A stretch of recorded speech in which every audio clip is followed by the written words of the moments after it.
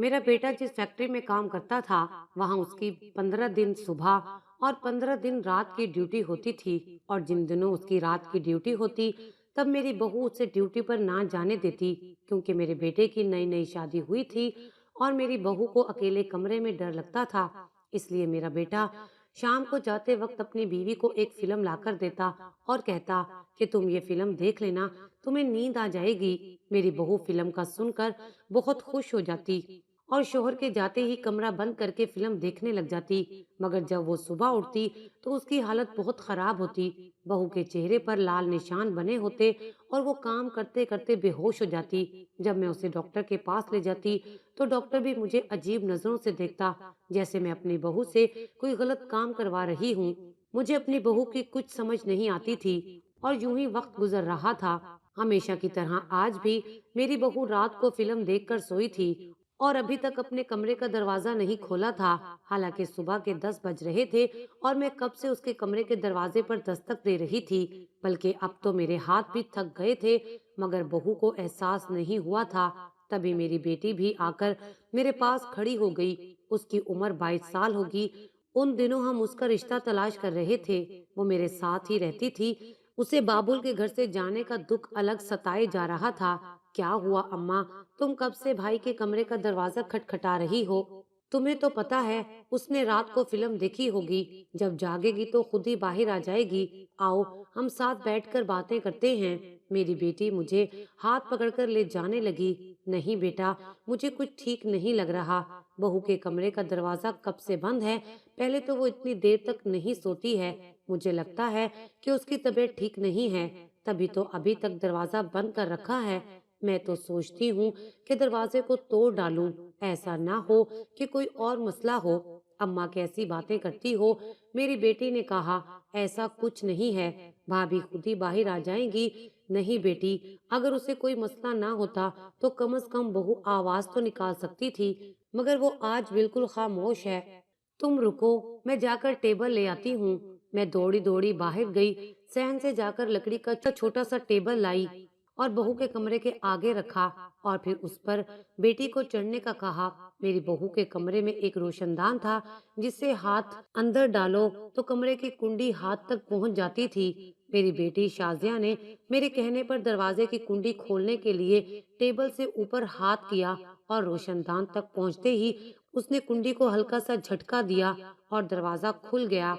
तब मैं जल्दी से कमरे में दाखिल हो गई, लेकिन आगे का मंजर देखकर मेरी हैरत की इंतहा ना रही। मैं परेशान भी हो गई थी, क्योंकि मेरी बहू ने कभी ऐसा नहीं किया था। आज तो वो उल्टे मुंह अपने बेड पर बेहोश पड़ी हुई थी। उसके हाथ पांव बेजान लग रहे थे। मैं एकदम डर गई और खुदा से दुआएं मांगते हुए आगे बढ़ी। जैसे ही मैंने अपनी बहू का चेहरा पलटा तो ये देखकर मेरे पांव तले से जमीन निकल गई। बहू के हाथ पांव ठंडे पड़ गए थे। उसके मुंह से झाग निकल रहा था और उसके माथे पर काले रंग के निशान बने हुए थे। ये निशान देखते ही मेरे जहन में धमाके से होने लगे। मुझे ऐसा लग रहा था जैसे मैंने पहले भी ये निशान कहीं देख रखे हों, मगर याद नहीं पड़ रहा था कि कहाँ देखे होंगे। ये निशान ज्यादा काले और हल्के सुर्खी माइल थे। मैंने बेटी को भेजा कि जाकर पड़ोस से डॉक्टर को बुलाकर लाए, जो आकर मेरी बहू का चेकअप करे कि आखिर उसे हुआ क्या है। मगर डॉक्टर शाकिर भी अपने क्लिनिक पर जा चुके थे। कुछ देर बाद बहू को होश आया और उसे कमरे से बाहर लेकर आई। उससे चला भी नहीं जा रहा था। बड़ी मुश्किल से वो बात कर पा रही थी। मैंने उसे टैक्सी में बिठाया। हम लोग एक करीबी अस्पताल पहुंचे तो हमें काफी देर हो चुकी थी। बहू की हालत बहुत खराब थी। उसे फौरन ही इमरजेंसी में एडमिट कर लिया गया। ये सोच सोच कर मेरी परेशानी में इजाफा होता जा रहा था।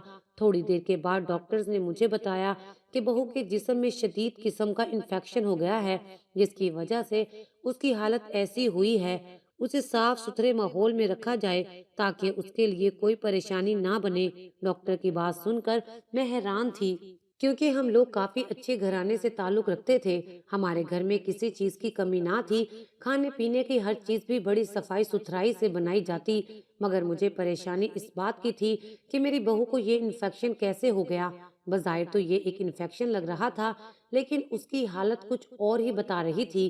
منہ سے جھاگ آنا اور بے ہوشی، یہ کوئی عجیب و غریب بیماری تھی جس کا ڈاکٹرز کو سراغ نہیں مل رہا تھا، اسی لیے انہوں نے اسے انفیکشن کا نام دے دیا۔ ڈاکٹر آج بھی مجھے عجیب نظروں سے دیکھ رہا تھا، جیسے میں نے ہی اپنی بہو کے ساتھ کچھ کیا ہو۔ بہرحال ہمیں کچھ تو کرنا تھا۔ میں نے ڈاکٹر سے دوائی لی اور اپنی بہو کے ساتھ گھر واپس آ گئی۔ گھر آ کر میں نے اس کا بہت خیال رکھا، مگر وہ گم سم سی تھی۔ اس کے ماتھے پر کالا نشان اب ہلکا سرخ ہو چکا تھا۔ میری بہو وہ نشان دیکھ کر ایک دم سے پریشان ہو گئی تھی۔ اس کی آنکھوں سے آنسو رواں تھے۔ کیا ہوا بیٹی، تم رو کیوں رہی ہو؟ میں نے اس سے سوال کیا، مگر اس نے کوئی جواب نہیں دیا۔ وہ بار بار اپنے ماتھے پر ہاتھ لگاتی۔ میں بھی اسے غور سے دیکھنے لگی۔ بیٹی، تمہارے ماتھے پر یہ سرخ نشان کیسا ہے؟ میرے پوچھنے پر وہ گھبرا گئی۔ امی جان، مجھے تو خود نہیں پتا، مگر اس کا لہجہ اور انداز بتا رہا تھا کہ وہ مجھ سے کچھ چھپا رہی ہے۔ میں نے بظاہر تو کوئی بات ظاہر نہیں ہونے دی، مگر میں نے اپنی بیٹی کو اکیلے میں بلا کر کہا، بیٹا، مجھے تمہاری بھابھی کے تیور کچھ ٹھیک نہیں لگتے۔ لگتا ہے کہ اسے کوئی پریشانی ہے، مگر وہ ہم پر ظاہر نہیں کرنا چاہتی۔ تم ایسا کرو، اب اس پر نظر رکھنا، اگر کوئی غیر معمولی بات ہو تو مجھے ضرور بتانا۔ میری بیٹی بھی پریشان ہو گئی تھی، کیونکہ بہو کے ماتھے پر موجود سرخ اور کالے نشانات ہمیں کسی خطرے کی علامت لگ رہے تھے۔ اس کے بعد میں نے اپنی بہو کا خوب خیال رکھا، اسے دوائیں اور پھل وغیرہ کھلاتی رہی، لیکن اس کا منہ اترا ہوا تھا۔ وہ مجھ سے کوئی بات نہ کر رہی تھی۔ مجھے اس کی پریشانی کی سمجھ نہیں آتی تھی۔ اگلی صبح میں جاگی تو میرے ذہن میں سب سے پہلا خیال میری بہو کا آیا۔ میں ناشتہ وغیرہ کرنے کے بعد اپنی بہو کے کمرے میں گئی۔ اس بار میں نے دروازہ سختی سے بند کر رکھا تھا۔ میں نے سوچا کہ روشن دان سے ہاتھ ڈال کر کنڈی کھول لیتی ہوں، مگر اب کی بار اس نے روشن دان بھی اندر سے بند کر رکھا تھا۔ خیر، اب کیا ہو سکتا تھا؟ میں باہر بیٹھ کر اپنی بہو کے دروازہ کھلنے کا انتظار کرتی رہی۔ تقریباً 1 گھنٹے بعد اس نے دروازہ کھولا تو اس کے چہرے کا رنگ بدلا ہوا تھا اور وہ بہت پریشان لگ رہی تھی، جبکہ ماتھے پر سرخ اور کالے نشان پہلے سے بھی زیادہ واضح ہو گئے تھے۔ اس سے پہلے کہ میں اس سے کچھ پوچھتی، وہ چکرا کر نیچے گر گئی۔ میں نے آگے بڑھ کر اسے سنبھال لیا، مگر اس کی آنکھیں بند ہو رہی تھیں۔ وہ نیم غنودگی کے عالم میں تھی۔ تب تک شازیہ بھی آ گئی تھی۔ ہم دونوں نے مل کر بہو کو سنبھالا اور اسے باہر چارپائی تک لے آئے۔ چارپائی پر لیٹتے ہوئے اسے 1 منٹ ہی ہوا تھا کہ اس کے پیٹ میں درد ہونے لگا اور اسے زوردار الٹی آئی اور اس کی حالت پہلے سے بھی بری ہو گئی۔ ہم نے اسے دوائی بھی کھلا دی تھی، مگر اس کی حالت ایسی تھی کہ ہسپتال لے جانا ضروری تھا۔ میری بیٹی جلدی سے ٹیکسی کو دروازے تک لے آئی۔ ہم تھوڑی ہی دیر میں ہسپتال کے باہر کھڑے تھے۔ بہو کی حالت بدستور خراب تھی۔ اب اسے دوبارہ ڈاکٹر کے پاس لے کر گئے۔ اب کی بار ڈاکٹر نے ہماری بے عزتی کرنا شروع کر دی۔ آپ لوگ نہ جانے کس دنیا میں رہتے ہیں، آپ کی بہو کے جسم میں زہر چلا گیا ہے، لگتا ہے آپ اس پر کوئی توجہ نہیں دے رہے۔ ڈاکٹر مجھے یوں کہہ رہی تھی جیسے میں نے جان بوجھ کر اپنی بہو کو زہر دیا ہو۔ میری بہو کے ہاتھ پاؤں نیلے پڑ رہے تھے۔ ہم لوگوں کو ایمرجنسی میں جانے کی اجازت بھی نہیں تھی۔ ہم باہر کھڑے دعائیں کر رہے تھے کہ اللہ سب خیر کرے گا۔ کافی دیر گزر گئی، مگر میری بہو کو ہوش نہیں آیا تھا۔ اب تو میرے ہاتھ پاؤں ٹھنڈے ہونے لگے تھے۔ میں نے اپنے بیٹے کو فون کیا اور اسے بھی ساری صورتحال سے آگاہ کیا۔ اگرچہ میں اسے پریشان نہیں کرنا چاہتی تھی، مگر اب اسے اس مسئلے سے آگاہ کرنا ضروری تھا۔ میرا بیٹا بھی ہسپتال بھاگا بھاگا آیا۔ اپنی بیوی کے لیے خود بھی پریشان تھا، کیونکہ اس کی بیوی سے بے پناہ محبت تھی اور ان دونوں نے پیار محبت کی شادی کی تھی۔ میرے بیٹے نے آ کر ڈاکٹر سے پوچھا تو انہوں نے بتایا کہ آپ کی بیوی کے جسم میں شدید جسم کا زہر چلا گیا ہے، جسے ہم نکالنے کی کوشش کر رہے ہیں، مگر آپ کو اپنا دل بڑا رکھنا ہوگا۔ بہرحال ہم اپنی بہو کا علاج کروانے کے بعد اسے گھر لے آئے۔ میرا بیٹا بھی کام پر نہیں جا رہا تھا۔ ہم سب بہت پریشان تھے، کیونکہ بہو کی حالت دن بدن خراب ہوتی جا رہی تھی۔ جب سب کچھ بیکار ہو گیا، کسی علاج نے کام نہ کیا، تو میں نے اپنی خالہ مدیحہ کو فون کیا۔ خالہ مدیحہ पुराने टोटकों की निस्बत से जानी पहचानी जाती थी। उनके पास हर छोटी मोटी बीमारी का इलाज होता था। मगर जैसे जैसे डॉक्टर की तालीम बढ़ती गई, हमने खाला मदिया के पास जाना छोड़ दिया। बच्चे कहते थे कि खाला मदिया पुराने जमाने की जड़ी बूटियों से इलाज करती हैं, जबकि आजकल डॉक्टर्स का इलाज आ गया है। फिर खाला मदिया के टोटकों की क्या जरूरत है? अपने बच्चों की इन्हीं बातों में आकर मैंने खाला मदिया को फोन नहीं किया था, लेकिन अब मजबूरी की हालत में उनके पास जाना पड़ा, क्योंकि उन्होंने मेरा फोन नहीं उठाया था। शायद इसलिए कि वो फोन ज्यादा इस्तेमाल नहीं करती थी। मैं अपनी बहू को लेकर खाला के घर पहुंच गई। खाला पुरसुकून चेहरा लिए अपने घर के सहन में बैठी तस्बीह पढ़ रही थी। बेटी खैरियत से आना हुआ है ना? क्या बात है? उन्होंने आगे बढ़कर मेरा माथा चूमा और मुझसे मेरा मसला पूछने लगी। खाला, आप तो जानती हैं कि आजकल के बच्चे किसी की नहीं सुनते। मैं तो पहले ही कह रही थी कि आपके पास चलते हैं, मगर किसी ने मेरी बात नहीं सुनी। देखें तो मेरी बहू की कितने दिन से तबीयत खराब है। डॉक्टर को भी कुछ समझ नहीं आ रहा।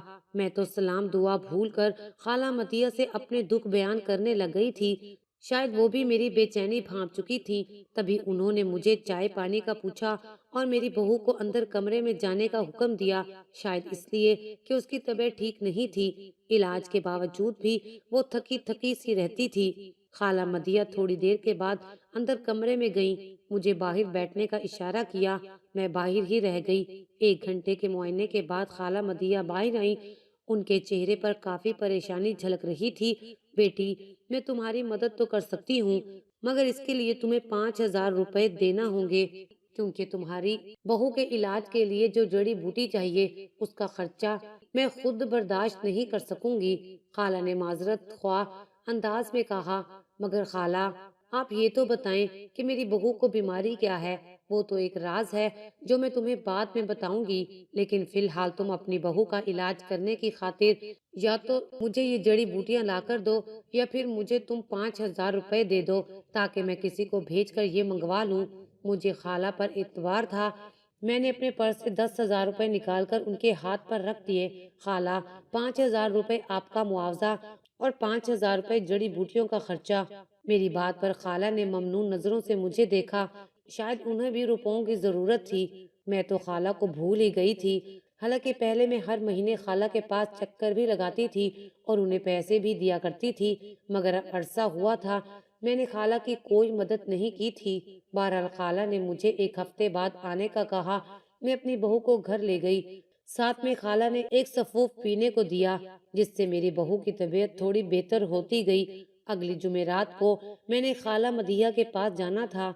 उन्होंने 1 हफ्ते में जड़ी बूटियां जमा करनी थी। हफ्ते बाद मैं अपनी बहू को लेकर खाला के पास पहुंची, तो मेरी बहू आयशा दर्द से रो रही थी, क्योंकि उसे फिर से तकलीफ शुरू हो गई थी। खाला मदिया ने मुझसे माजरत की, कहने लगी कि बच्ची को लेकर अंदर आ जाओ। मैं आयशा को लेकर अंदर वाले कमरे में गई, जहां एक साफ सुथरा बिस्तर बिछा था। खाला मदिया ने आयशा को उस पर लेटने का कहा। फिर खाला ने पुरसुकून अंदाज में बैठकर मेरी बहू के हाथ पांव पर एक खास किस्म का लेप लगाया, जिसके लगाने से उसकी हालत काफी संभल गई थी। माथे पर मौजूद काले स्याह और सुर्ख रंग के निशान अब भी वैसे के वैसे ही थे। मैंने देखा खाला मधिया ने कुछ पढ़ने के बाद उन निशानों पर एक सब्ज रंग का पत्ता रखा और फिर पास ही मौजूद एक डबिया में सब्ज रंग का सफूफ डालकर सुकून से बैठ गईं। मुझे भी सख्ती से मना किया कि कुछ भी हो जाए, मगर मैं अपनी जगह से ना हिलूं। थोड़ी देर ही गुजरी थी कि बहू के माथे पर हलचल महसूस हुई। ये देखकर मेरी हैरत की इंतहा ना रही कि बहू के माथे पर हलचल सी महसूस हो रही थी। खाला ने मुझे बाहर जाने का हुक्म दिया। मेरा दिल तो नहीं चाह रहा था, मारे तजस्सुस के मैं वहीं बैठना चाहती थी, मगर खाला के हुक्म पर मुझे बाहर जाना ही पड़ा। मैं बाहर आकर बैठ गई। मेरा दिल कांप रहा था। आखिर बहू के माथे पर वो किस चीज की हलचल थी, जिसके बाद खाला मदिया ने मुझे बाहर भेज दिया। मुझे परेशानी सी होने लगी। थोड़ी ही देर के बाद मेरी बहू ने एक हल्की सी चीख मारी। मेरा दिल बेचैन हो गया। मैं वापस अंदर की तरफ भागी। देखना चाहती थी कि आखिर क्या हुआ है, मगर खाला मदिया ने दरवाजा बंद कर दिया था। बेचैनी और बेबसी की हालत में मैं बाहर ही बैठी रही। तकरीबन 1 घंटे के बाद खाला ने दरवाजा खोला। یہ دیکھ کر میری حیرت کی انتہا نہ رہی کہ میری بہو بستر پر بیٹھی مسکرا رہی تھی، جبکہ اس کے ماتھے پر سے وہ کالے نشان بھی ہٹ چکے تھے اور سرخ داغ بھی کہیں نظر نہیں آ رہے تھے۔ بہو، وہ سرخ نشان کہاں گئے؟ میں نے حیرت سے پوچھا۔ وہ بولی، اماں مجھے تو خود نہیں پتا، مجھے تو لیٹنے کے بعد ہوش ہی نہیں رہا تھا، اب مجھے باتوں سے کچھ بوجھ ہلکا محسوس ہو رہا ہے، چلو گھر چلتے ہیں، میں خوشی سے بول رہی تھی۔ مہینے کے بعد میں نے اس کا یہ چہرہ دیکھا تھا جس پر خوشی ہی خوشی تھی اور کوئی غم کے آثار نہ تھے۔ میں نے اطمینان کا سانس لیا اور بہو کو لے کر گھر آ گئی، کیونکہ خالہ مدیحہ کی نماز کا وقت ہو گیا تھا اور اب شاید وہ بھی چاہتی تھی کہ میں اپنے گھر چلی جاؤں۔ میں نے سوچا کہ خواہ مخواہ خالہ مدیحہ کو پریشان کرنے سے اچھا ہے کہ اگلے دن آ کر ان سے ساری بات معلوم کر لوں گی۔ میں اور عائشہ گھر واپس آ گئیں۔ میرا بیٹا میرا منتظر تھا۔ اس نے پوچھا کہ عائشہ کی بیماری کا کیا ہوا۔ میں نے اسے سارا ماجرا بتایا اور کہا کہ یہ سارا بوجھ جو مدیحہ کے جسم پر تھا، سارا ان کالے اور سرخ داغوں کی وجہ سے تھا۔ یہ داغ پھٹتے ہی عائشہ کی طبیعت سنبھل گئی ہے۔ بیٹے کو اس بات پر یقین نہ آیا، وہ خوشی سے چلانے لگا، کہنے لگا کہ خالہ مدیحہ تو میری توقع سے بڑھ کر ہنر مند نکلی، اچھا ہے کہ ہم ان کے لیے کوئی نہ کوئی بندوبست کریں کہ ان کی زندگی کے دن بھی اچھے سے گزرنے لگے۔ ہم کتنی عیاشی کی زندگی گزار رہے ہیں جبکہ ہم خالہ مدیحہ کا خیال ہی نہیں رکھتے۔ اپنے بیٹے کے منہ سے یہ بات سن کر مجھے بھی حیرت ہوئی تھی، کیونکہ میرا بیٹا ہی تھا جس نے کہا تھا خالہ مدیحہ بس پیسے لوٹنے کے چکروں میں ہوتی ہیں، ان کے پاس جانا تو خواہ مخواہ اپنا وقت اور پیسہ کا ضیاع ہے۔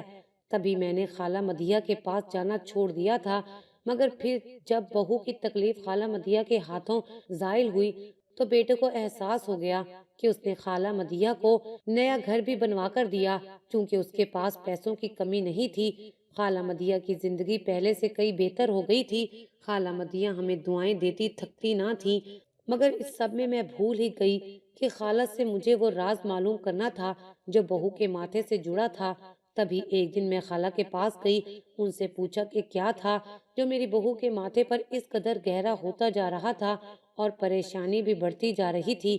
خالہ مدیحہ پرسوچ انداز میں بولی، بیٹی میں یہ تو نہیں کہہ سکتی کہ تیری بہو نے یہ سب کیوں کیا، مگر مجھے ڈر تھا کہ تو اس سے نفرت کرنے لگ جائے گی۔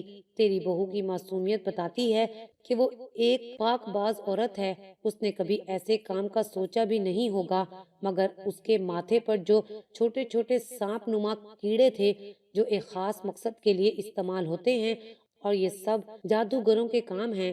یہ دولت کے حصول اپنے شوہر کو قابو کرنے اور لوگوں کے دلوں میں اپنی ڈھال بچھانے کے لیے استعمال کیے جاتے ہیں، لیکن تمہاری بہو اتنی معصوم ہے کہ مجھے مکمل یقین ہے کہ یہ سب اس نے نہیں کیا ہوگا۔ ہو سکتا ہے یہ کام تمہارے کسی دشمن نے کیا ہو، کسی کا مقصد مختلف بھی ہو سکتا ہے، مگر تمہاری بہو کے ماتھے پر جو چیز تھی اسے میں نے ایک خاص سفوف کے مدد سے نکالا ہے۔ جب میں نے 2 سبز رنگ کے پتے اس کے ماتھے پر رکھے تو وہ بو سونکھ کر وہ مردہ سانپ نما کیڑے تمہاری بہو کا جسم چھوڑ کر باہر سفوف کی ڈبیا تک آ گئے۔ میں چاہتی تھی کہ تم یہ سب نہ دیکھو، پہلی وجہ یہ کہ تم کہیں خوف زدہ نہ ہو جاؤ، اور دوسرا تم اپنی بہو پر الزام نہ لگاؤ، کسی نے تمہارے بیٹے کو تم سے چھیننے کی کوشش کی ہے۔ میں جانتی ہوں کہ انسان کے ذہن میں یہی خیال آتا ہے، انسان اگر کسی کی مدد نہ کرے اللہ تعالیٰ اسے اس قدر مجبور اور بے بس کر دیتا ہے کہ اسے اپنے پیاروں کا دکھ دے کر ان کی مدد کرنے پر مجبور کرتا ہے۔ خالہ مدیحہ کا شاید اشارہ اپنی طرف تھا اور ان کی بات 100% درست تھی، کیونکہ میں اور میرا بیٹا شاید ان کی مدد کبھی بھی نہ کرتے، لیکن جو تکلیف میری بہو نے دیکھی تھی اس تکلیف کو دور کرنے پر ہم نے خالہ کی زندگی بدل کر رکھ دی تھی۔ یہی مدد اگر ہمیں ویسے کرنا پڑ جاتی تو شاید ہم اسے پیسوں کا ضیاع مانتے۔ اور پھر میری بہو نے مجھے یہ بھی بتایا کہ یہ سب اس کی اپنی وجہ سے ہوا تھا، اس نے یہ سب کسی مقصد کے لیے کیا تھا، اور رات کو کمرہ بند کر کے فلم دیکھنا تو ایک بہانہ تھا۔ اب میری بہو اپنے کیے پر شرمندہ تھی اور مجھ سے معافی مانگ رہی تھی۔ میں اب سب کچھ سمجھ چکی تھی۔ غصہ تو مجھے بہت آیا، مگر میں نے اپنی بہو کو بیٹی سمجھ کر معاف کر دیا۔ آخر میں بس اتنا کہوں گی کہ اپنا کوئی بھی نقصان ہونے سے پہلے صدقہ خیرات کر دیا کریں، کیونکہ یہ آپ کی جان کا صدقہ ہوتا ہے۔ बहू अब भी खुश है, उसकी सेहत में कोई मसला नहीं। मगर मैं कभी कभी सोचती हूँ कि आखिर बहू ने ये सब क्यों किया था। काश कि खाला मदीहा मुझे मना ना करती, तो मैं जरूर अपनी बहू से ये बात जान कर ही रहती। मगर उन्होंने मुझे सख्ती से मना किया है कि मैं अपनी बहू से ये सवाल कभी ना करूं। आज इस बात को कई साल गुजर गए हैं, बहू ने फिर दोबारा ऐसी कोई हरकत नहीं की।